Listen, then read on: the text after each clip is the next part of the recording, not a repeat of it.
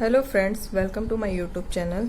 आज हम अल्टरनेटर के जितना भी हमने पिछले वीडियोस में हमने थ्योरी की थी उसको हम शॉर्ट नोट्स के माध्यम से देखेंगे कि पूरा का पूरा अल्टरनेटर कि किस प्रकार है। वन लाइनर में देखते हैं। अल्टरनेटर किसे कहते हैं? एसी जनरेट करने वाली मशीन प्रत्यावर्तक कहलाती है। ये हमेशा पृथक उत्तेजित होते हैं, डीसी सप्लाई से उत्तेजित किए जाते हैं। 110 वोल्ट से 250 वोल्ट तक इसकी वोल्टेज रखी जाती है। प्रत्यावर्तक का स्टेटर या आर्मेचर, जिसको हम कहते हैं पटलित यानी लेमिनेटेड सिलिकॉन स्टील का बना होता है। प्रत्यावर्तक रोटर कितने टाइप के होते हैं? स्टेटर के बारे में हमने पढ़ लिया। अब रोटर दो तरह के होते हैं, सेलिएंट और सिलेंड्रिकल। सेलिएंट की विशेषता होती है इसकी लंबाई कम और व्यास अधिक होता है, जैसे डीजल इंजन, जल टरबाइन आदि। सिलेंड्रिकल व्यास कम और लंबाई अधिक होती है। ये भाप या गैस टरबाइन इसके एग्जाम्पल है। फ्रीक्वेंसी का फॉर्मूला F बराबर Pn/120। P है नंबर ऑफ पोल्स, ध्रुवों की संख्या, N है स्पीड इन RPM, अल्टरनेटर की गति। अधिकतम विद्युत वाहक बल ज्ञात करने के लिए फुल पिच इस्तेमाल की जाती है, मतलब फुल पिच वाइंडिंग की जाती है। फुल पिच कह दो, चाहे वन पोल पिच कह दो, या फिर 180 डिग्री इलेक्ट्रिकल एंगल पर जो वाइंडिंग स्थापित की जाती है उसे फुल पिच वाइंडिंग कहा जाता है। इसके बाद 180 डिग्री से जो कम होती है उसको शॉर्ट पिच वाइंडिंग कहते हैं। और शॉर्ट पिच वाइंडिंग की क्या क्या विशेषताएं होती है? शॉर्ट पिच में साइन वेव मिलती है, पर जो EMF प्रेरित होता है वो कम होता है तथा इसकी यांत्रिक सामर्थ्य उच्च होती है। इसके बाद हम देख लेते हैं आर्मेचर कोर में एक खांचे में, यदि एक खांचे में एक कोयल की एक ही साइड हो तो वो सिंगल लेयर कहलाएगी। यदि प्रति खांचे में 2 कोयल साइड हो तो वो डबल लेयर कहलाएगी। उसके बाद आगे देखते हैं। अल्टरनेटर स्टार संयोजित होते हैं। ये direct one liner question answer भी देख सकते हैं अपन के, सीधे क्वेश्चन पूछे जाते हैं कि अल्टरनेटर कैसा होता है, फ्रीक्वेंसी ये आप शॉर्ट नोट्स के माध्यम से पूरा का पूरा एक रिवीजन कर सकते हैं अल्टरनेटर का। इसलिए मैंने शॉर्ट नोट्स लास्ट में हमेशा मैं चैप्टर के शॉर्ट नोट्स बना के देती हूँ, ताकि कोई बच्चा अगर पूरी थ्योरी पढ़ रहा है और उसके बाद एक बार इसका रिवीजन कर लेगा तो उसको सारे टॉपिक पॉइंट समझ आ जाएंगे। अल्टरनेटर स्टार संयोजित होते हैं क्योंकि हाई वोल्टेज के लिए कम इंसुलेशन की आवश्यकता होती है और साथ ही सप्लाई के 4 तार जिसमें एक न्यूट्रल बिंदु से भू संपर्कित किया जा सकता है। यदि अल्टरनेटर में आर्मेचर चालक व पोल समान है, ये कहना चाह रहा है यदि अल्टरनेटर में आर्मेचर चालक और पोल की संख्या समान है तो लेप और वेव वाइंडिंग में समान EMF जनरेट होगा। नेक्स्ट हम देखते हैं अल्टरनेटर सामान्यतः लेप वाउंड बनाए जाते हैं। ये मैंने आपको पिछले वीडियोस में बता दिया क्यों लेप वाउंड बनाते हैं। खांचों की संख्या और कोयल की संख्या बराबर हो तो वो डबल लेयर वाइंडिंग कहलाती है। अल्टरनेटर को स्थिर आवृत्ति के लिए स्थिर चाल पर चलाया जाता है। फिर है पिच फैक्टर, Kp से प्रदर्शित करते हैं। कोस α/2 इसका फॉर्मूला है। अल्फा होता है 180 माइनस बीटा, तो 180 माइनस अल्फा का वैल्यू रख दी यहाँ पर। कोस 180 माइनस बीटा/2। बीटा क्या होता है? 180 बटा खांचे प्रति पोल की संख्या। Kp का मान हमेशा इकाई से कम होता है। फिर है डिस्ट्रीब्यूशन फैक्टर Kd, जिसको वितरण गुणांक या चौड़ाई गुणांक भी कहते हैं। Kd बराबर होता है साइन m बीटा बटा, अब यहाँ पर कोई m लिख रहा है कोई n लिख रहा है, उससे कोई फर्क नहीं पड़ता है।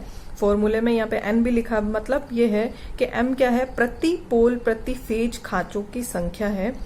Kd बराबर साइन m बीटा/2, m साइन बीटा/2, ये इसका फॉर्मूला है। जहां पर मैंने m बता दिया क्या है, बीटा आपको ऊपर बता दिया क्या है।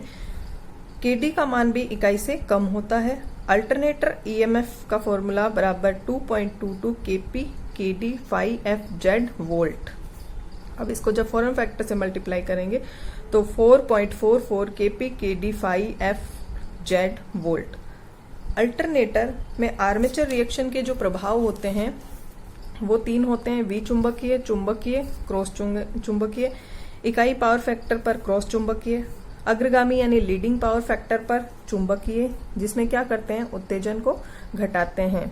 पश्चगामी यानी लैगिंग पावर फैक्टर पर विचुंबकीय प्रभाव होता है, जिसमें उत्तेजन को बढ़ाते हैं। आगे देखते हैं उपयोगी फ्लक्स का सहयोग ना करने वाला फ्लक्स लीकेज फ्लक्स कहलाता है। अल्टरनेटर में वोल्टेज ड्रॉप जो होता है तीन कारणों के कारण होता है। एक तो आर्मेचर प्रतिरोध Ra, आर्मेचर प्रतिघात XL और आर्मेचर प्रतिक्रिया के कारण अल्टरनेटर में वोल्टेज ड्रॉप होता है। अब यहाँ पर ट्रिपल स्टार बनाए हुए, मतलब ये इंपॉर्टेंट है।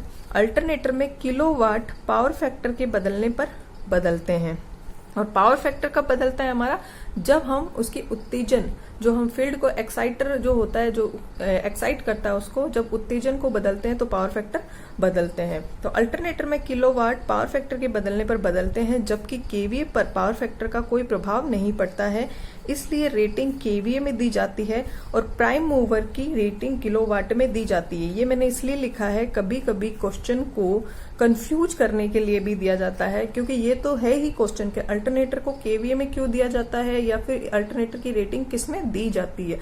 इसके बाद जो प्राइम मूवर, जो प्रथम चालक होता है जिससे अल्टरनेटर को चलाया जाता है, उसकी रेटिंग किलोवाट में ही होती है। वोल्टेज रेगुलेशन फॉर्मूला परसेंटेज में E0 माइनस V बटा V, यानी E0 का मतलब है no load voltage, V full load voltage बटा फुल लोड वोल्टेज इंटू 100। प्रत्यक्ष भार वोल्टेज रेगुलेशन विधि, अल्टरनेटर के सभी फेजों पर भार समान होना चाहिए। प्रतिबाधा और ईएमएफ ज्ञात करने की विधि, अल्टरनेटर में प्रतिबाधा यानी इम्पीडेंस और ईएमएफ ज्ञात करने की विधि। नो लोड टेस्ट, जिसमें क्या होता है, आर्मेचर प्रतिरोध, ओपन सर्किट टेस्ट और शॉर्ट सर्किट टेस्ट ज्ञात किए जा सकते हैं। ओपन सर्किट टेस्ट में शून्य नो लोड भार पर सिंक्रोनस चाल पर चलाना, मतलब तुल्यकाली एक समान चाल पर चलाते हैं। शॉर्ट सर्किट में कम प्रतिरोध अमीटर द्वारा इसको शॉर्ट सर्किट किया जाता है। प्रतिबाधा यानी इम्पीडेंस का मान क्षेत्र धारा यानी फील्ड करंट बढ़ने से घटता है।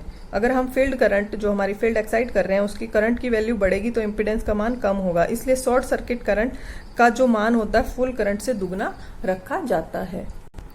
इसके बाद है एक अल्टरनेटर को दूसरे अल्टरनेटर के पैरेलल चलाना सिंक्रोनाइजिंग या तुल्यकालन कहलाता है।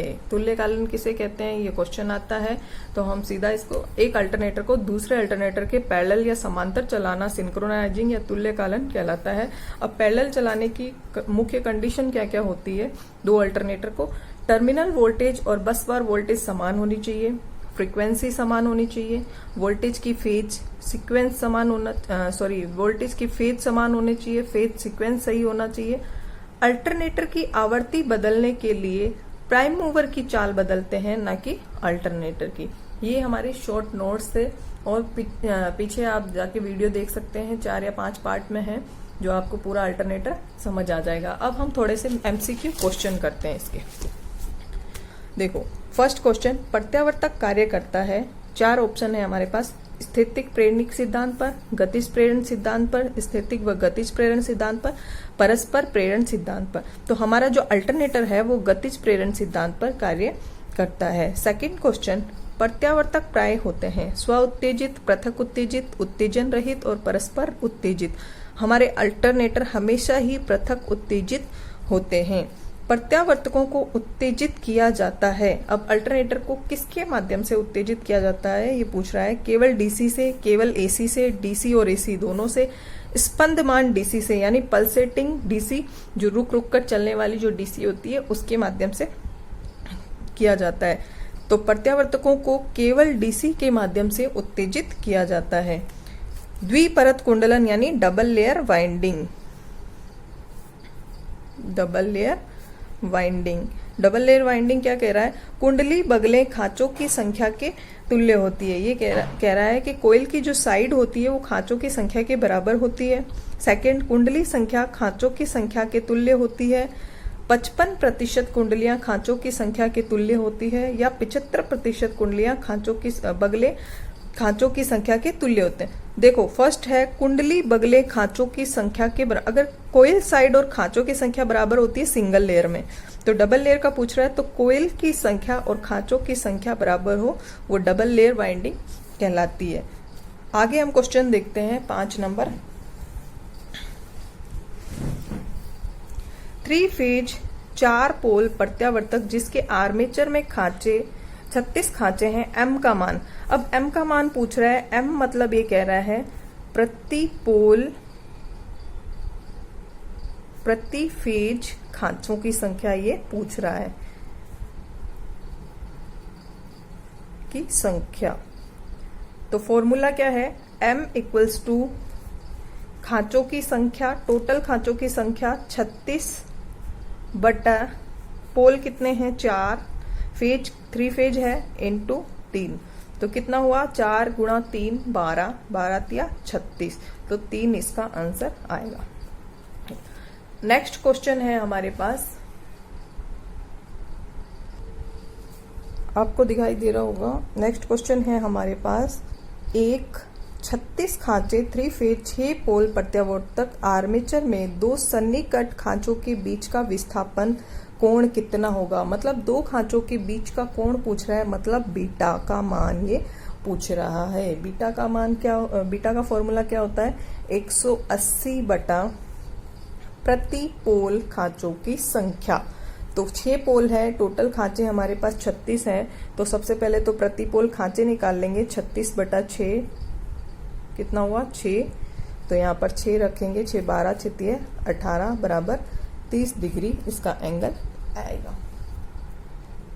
नेक्स्ट क्वेश्चन देखते हैं, प्रत्यावर्तक में चौड़ाई या वितरण गुणांक यानी डिस्ट्रीब्यूशन फैक्टर आर्मेचर कुंडलन में क्या होगा। फॉर्मूला बताना है, साइन बीटा बाई 2 बटा M sine beta by 2, sine M beta by 2 M sine beta by 2, M sine beta by 2 sine M beta by 2, sine M beta by 2 sine beta by. अब चारों जब एक साथ लिखे जाते हैं तो एक जैसे ही दिखाई देते हैं। फॉर्मूला है ये sine M beta by 2 M sine beta बटा 2, ये सही है।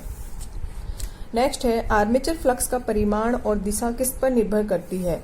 ब्रूसो की स्थिति पर, भार शक्ति गुणक पर, टर्मिनल वोल्टेज पर, निर्गत यानी आउटपुट पावर पर। तो भार शक्ति गुणक पर यानी लोड पावर फैक्टर पर निर्भर करती है। यदि नेक्स्ट क्वेश्चन है हमारा, यदि प्रत्यावर्तक शून्य पश्चगामी पावर फैक्टर पर कार्य कर रही है तो आर्मेचर पश्चगामी पर पावर जो आर्मेचर प्रतिक्रिया होगी वो विचुंबकीय होगी।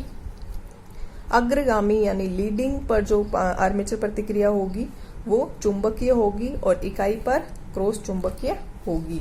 नेक्स्ट क्वेश्चन देख लेते हैं हम, दिखाई दे रहा है। नेक्स्ट क्वेश्चन, प्रत्यावर्तक की उत्तेजन को बदलने पर बदलता है। अब देखो, एक्साइटेशन को जब हम बदलते हैं तो क्या बदलेगा, पावर फैक्टर बदलेंगे, और पावर फैक्टर के बदलने पर किलोवाट बदलेंगे। शून्य अग्रगामी पावर फैक्टर पर आर्मेचर, अभी जस्ट मैंने बताया आपको थोड़ा ऊपर वाले क्वेश्चन में, पश्चगामी यानी लैगिंग होगा तो विचुंबकीय, और अग्रगामी होगा तो क्या होगा, चुंबकीय प्रभाव होगा और आर्मेचर में अधिक विद्युत वाहक बल जनरेट करेगा। नेक्स्ट क्वेश्चन, प्रत्यावर्तक में अवमंदन कुंडलन सहायक होती है। डैम्पर वाइंडिंग जिसको हम कहते हैं, कला प्रेरण को निरस्त करना यानी हंटिंग दोष को दूर करना, अधिक विद्युत वाहक बल प्रेरित करना, चाल नियंत्रण में, अधिक क्षेत्र धारा प्रदान करने में। ये क्या करती है, डैम्पर वाइंडिंग जो होती है पोल फेसेस पर की जाती है, पोल के ऊपर छड़ों के रूप में काट दी जाती है। ये कला प्रेक्षण यानी हंटिंग दोष को दूर करने के लिए किया जाता है। हंटिंग दोष और फेज स्विंगिंग जो होता है, कला प्रेक्षण जिसको कहते हैं हिंदी में, ये एक तरह का ये दोष है कि जब हमारी मोटर पर हम लोड देते हैं तो लोड का अचानक कम ज्यादा होना या फिर लोड को अचानक हटा लेने से क्या होता है, रोटर और स्टेटर पोल में कुछ अंतर आ जाता है, मतलब आपस में जो एंगल होता है वो पिछड़ जाता है, और अचानक ही जब लोड हटाया जाता है तो रोटर और स्टेटर में जो ये फेज तो क्या करता है, एक क्या तुला होता है जिसकी तरह वो दोलन करना शुरू कर देता है। तो इसी को कहते हैं फेज स्विंगिंग और हंटिंग दोष जिसको कहते हैं। ये डैम्पर वाइंडिंग उसमें सहायक होती है।